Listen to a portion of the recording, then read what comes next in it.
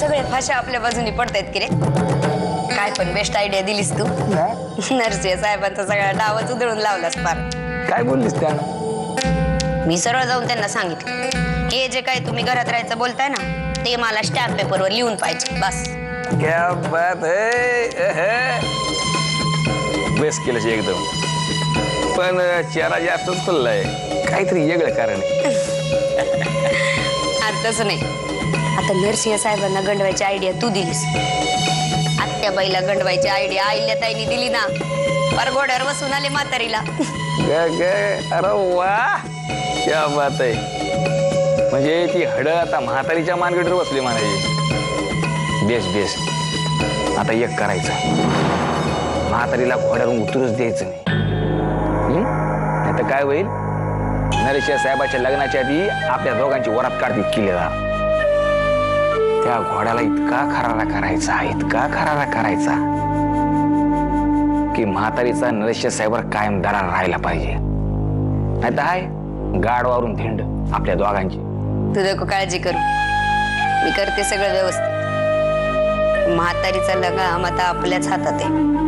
पाहिजे तसं नाचवता येईल तिला. आणि घरातल्या कुणाचं बी लक्ष नाही आपल्याकडं. सगळे गुंतलेत आपापल्या कामात. त्याच्यामुळे आपल्याला आपली कामं व्यवस्थित करता येणार आहेत बघ.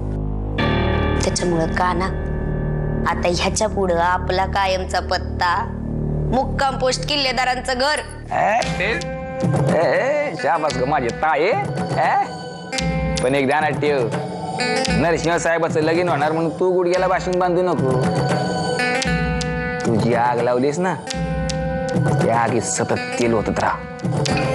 बरोबर त्या अतृप्त आत्म्याला आई लगे दोघी म्हणून इतकं तेल घाला की अशी आग भडकली पाहिजे की तो नरसिंहराव बोल्यावर चढलाच पाहिजे. आपण फक्त उभं राहायचं, तमाशा बघत आणि अक्षता टाकत. शुभमंगल सावधान.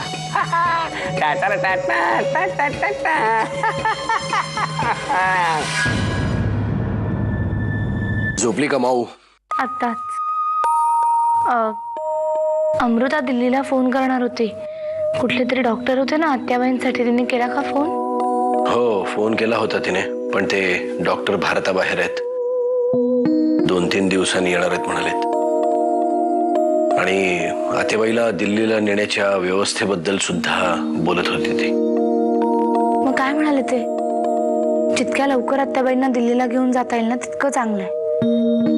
म्हणजे कसं लवकरात लवकर उपचार सुरू झालेले चांगले ना. तुम्ही आणि मी गेलो तरी चालण्यासारखं आहे ना, म्हणजे पुरेच आहे ना. किंवा एक काम करूया, मी थांबते इकडे, सुमी आणि अमृता मिळून जा, पण लवकरात लवकर त्यांना तिकडे घेऊन जा.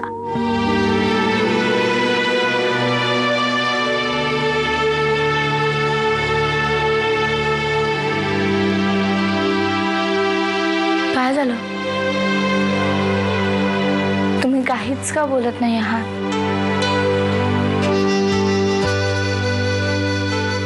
आत्याबाईला दिल्लीला नाही नेता येणार. का? डॉक्टर नाही म्हणाले का? नाही, अमृताशी बोलल्यानंतर मी आत्याबाईशी बोललो.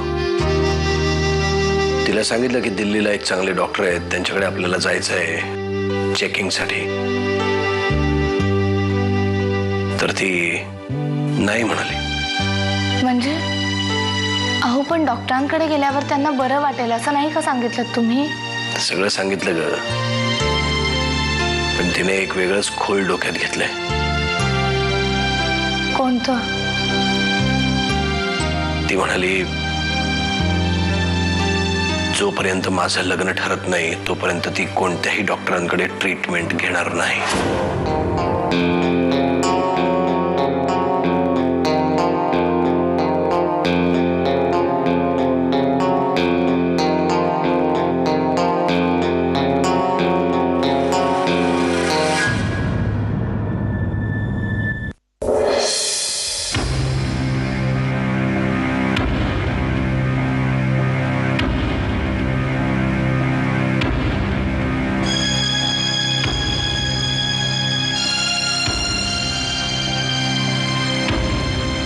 दादा, काय रे दादा, असं का बसलायस? बरं वाटत नाहीये? काय झालं? नाही रे, पण बरं झालं तू आलास. मला जरा बोलायचंय तुझ्याशी. बोल ना. वामन, या सगळ्याचं काय करायचं खरंच कळत नाही. माझी अवस्था अभिमन्यू आणि अर्जुनासारखी एकाच वेळी झाली. म्हणजे या हॉटेलच्या कामात इतकं झोकून दिलंय स्वतःला, चक्रव्यूहात शिरल्यासारखं वाटतंय. त्यातून बाहेर कसं पडायचं कळत नाही. समोर सगळी आपलीच माणसं, कोणाकोणाशी भांडलो. आधी भावाशी भांडलो, आता भाऊजाईशी भांडतोय.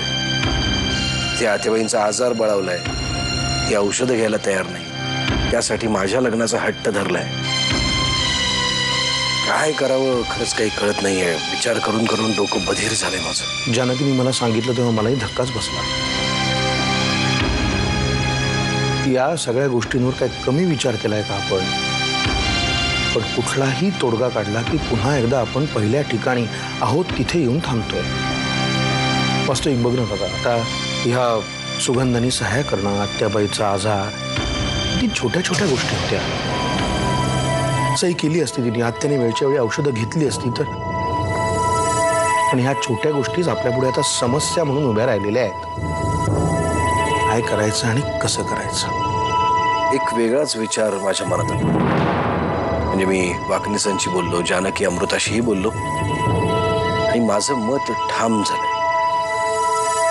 ह्या सगळ्यातून कायमस्वरूपी तोडगा काढायचा असला तर काही निर्णय आपल्याला कठोरपणे घ्यावे लागतील.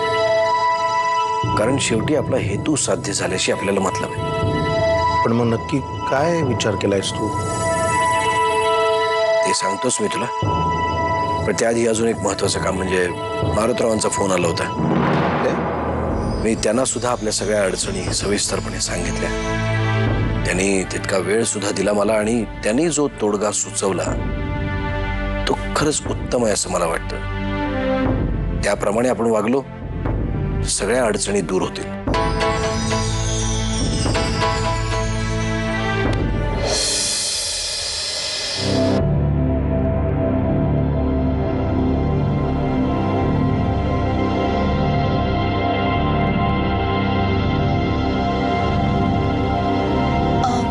बोललात तुम्ही वामनदादांशी?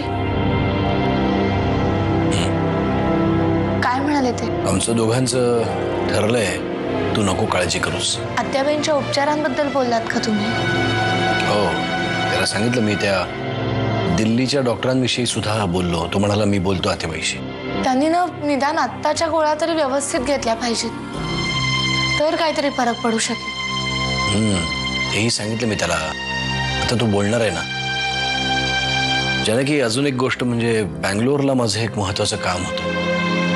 मला जाता येईल की नाही शंका होती, पण अमृता म्हणाली की मी जाते आणि ते काम करते. मी म्हटलं ठीक आहे, तिला जर कामाचा अनुभव मिळणार असेल, शिकायला मिळणार असेल तर तिनं जरूर शिकावं.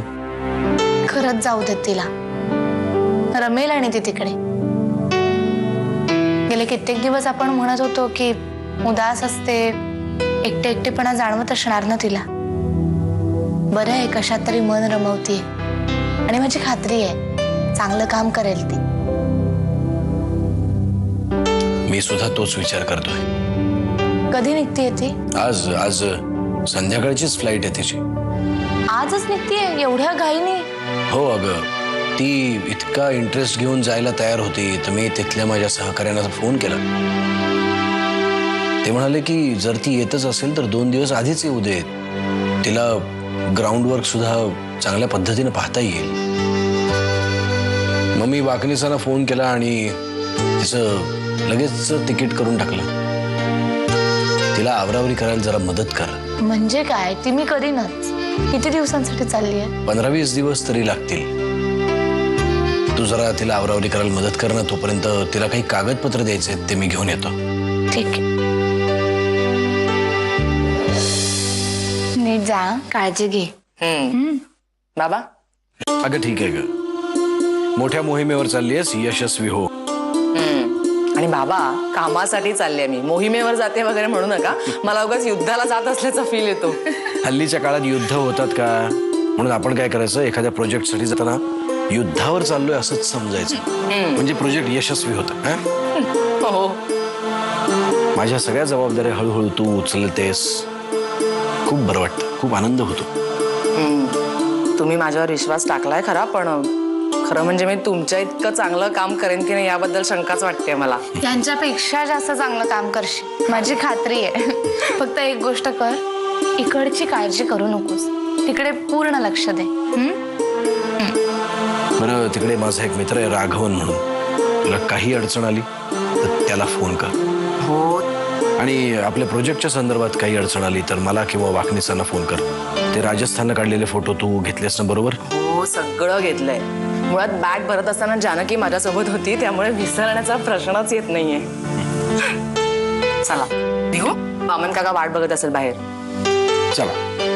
अमृता, बघा. अमृता चल ना, अगं विमान थांबणार आहे का तुझ्यासाठी? चला. का ना, मला तर खरंच वाटलं नव्हतं रे हे किल्लेदार आपल्याला परत घरात घुसू देतील म्हणून. पण आता मी नुसती परत घरात आली नाहीये, त्यांच्या डोक्यावर मिरे वाटणारे आयुष्यभर. मग माझ्या अपमानाचं कसं उट्ट काढते या किल्लेदारांकडनं मी आता. आणि तुझ्या सही बेगर ते रामावतीच्या हॉटेलची एक ईट बी रचू शकत नाही. त्यामुळे तुझ्या पुढे गोंडा गोंडल्याशिवाय त्यांना पर्यायच नाही. पण एक लक्षात ठेवायचं, तुला जे पाहिजे ते हासिल झाल्याशिवाय जीव गेला तरी पेपरवर सह्या करायच्या नाही. पण का ना, एका सहीसाठी किती दिवस ताट कळवायचं रे त्यांना? नाही म्हणजे काहीतरी ठरवायला पाहिजे आपल्याला. आपली एकदा का ग्रह फिरले ना, 12च्या भावात जाऊ आपण. आणि म्हणून सावध राहायला हवं. नाहीतर तो नरसिंह आता शांत वाटत असेल, पण कधी गर्जना करेल सांगता येत नाही. आणि एकदा का त्यानं नख काढली की भल्या भल्यांना सोड की पळ करून सोडतोय तो, तिथं आपली काय कथा. तुम्हाला मोठ्या साहेबांनी बोलवलंय दोघांनी. त्यांना म्हणावं आम्हाला येळ नाही, आमचं टायमिंगचं शेड्यूल एकदम बिझी आहे. तर मी काय म्हणतो तो, काय उभा इथं? काय दिवाळी वेळ पाहिजे का काय? चालली साहेबांनी तुम्हाला आत्ताच्या आत्ता यायला सांगितलंय. गा गा गा गा गा काय सरकार बिरकार कोसळला का काय? हा, पण त्यांना म्हणावा सरकारमध्ये कुठली जबाबदारी घ्यायला आपल्याला टायमिंगच नाही. मी काय म्हणतो तो, तुम्ही येताय की तसं जाऊन सांगू साहेबांना? नाही येतो आम्ही, येतो होय पुढं.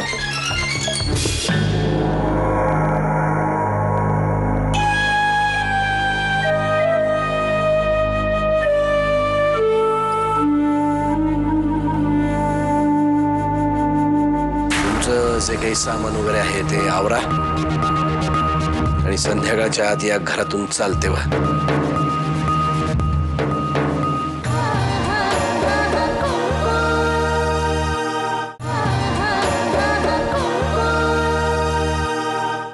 चहा.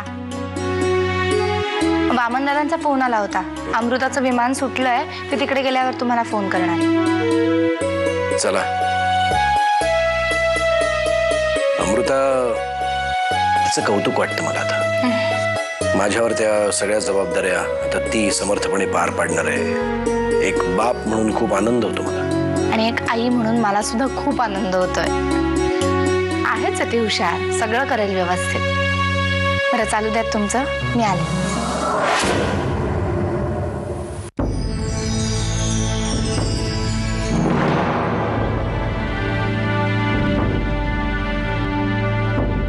आम्हाला बोलवलत का? तुमचं जे काही सामान वगैरे आहे ते आवरा आणि संध्याकाळच्या आत या घरातून चालते वा.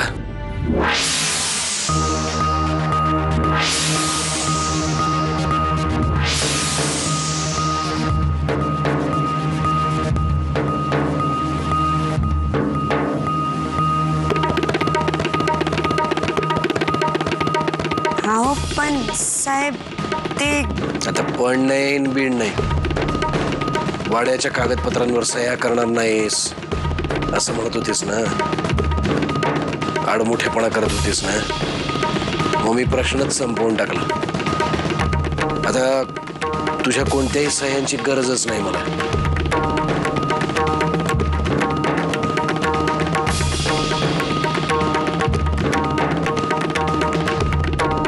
आता तुझ्याकडे फक्त एकच मार्ग आहे, ते म्हणजे तुमचं चंबू गव्हाळा आवरायचं आणि इथून निघायचं. साहेब असं कसं काय करू शकत तुम्ही? सुगंधाच्या सहीशिवाय हॉटेलचं काम पुढे जाऊ शकत नाही. आणि कायद्याप्रमाणे परशु शेठच्या वाटणीचे 2 करोड सुगंधाला मिळायलाच पाहिजे, नाही काय?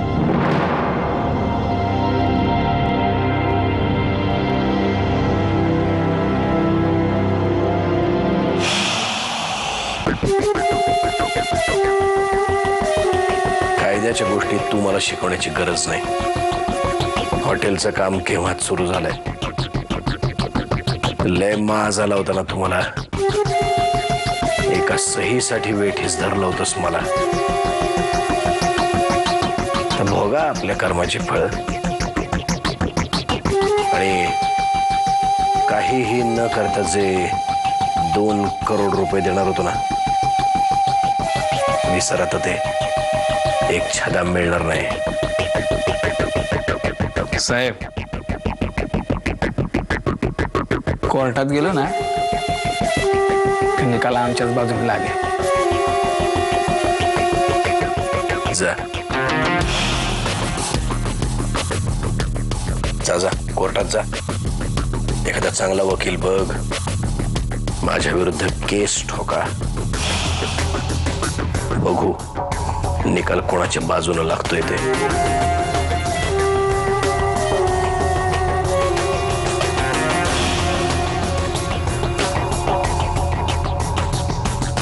गपकी नाही हो साहेब, हात जोडते तुमच्या समोर.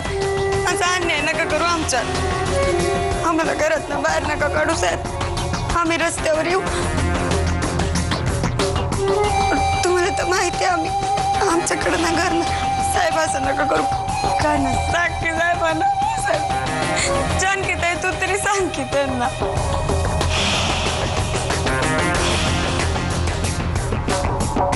ती काही बोलणार नाही. बडबड करत बसू नका. जा. ज्यांच्या जीवावर तुम्ही उड्या मारत होतात ना, ते तरी तुमच्या पाठीशी उभे राहतात का बघायचंय मला. माझ्याजवळ वेळ नाही तुमच्याशी बोलायला. आता 10 वाजलेत. संध्याकाळी 4 नंतर तुम्ही घरात दिसता कामा नये. घरात दिसता कामा नये. निघा. सुगंधी चल.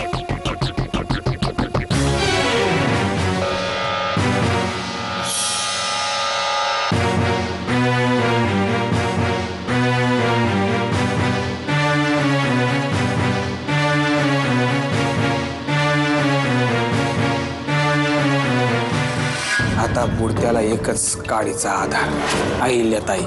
तिचा उद्धार करणारा राम तिला भेटेल तेव्हा भेटेल. आधी ती आपला उद्धार करते का बघायला पाहिजे.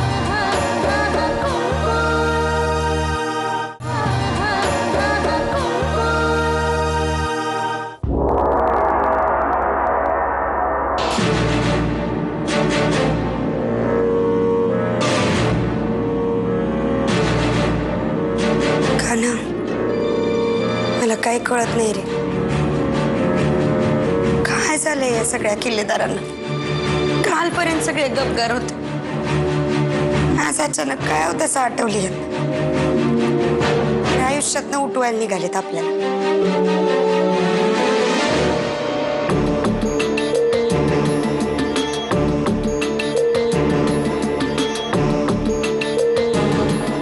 आता बुडत्याला एकच काडीचा आधार, अहिल्याताई. तिचा उद्धार करणारा राम तिला भेटेल तेव्हा भेटेल. आधी ती आपला उद्धार करते का बघायला पाहिजे. अरे पण ती खडूस बाया कशाला आपल्याला मदत करते. अगा तिचा हात धरून तर बघू, नाही तर धरू तिची मान. आहे काय त्यात एवढं? भेटून येते त्यांना. एक मिनिट, अशी पॉलिशिंग आणि फिनिशिंग चेहऱ्यान जाऊ नकोस. भीक मागायला चल्यासारखी चेहरा करून जा, भिकारणी सारखी.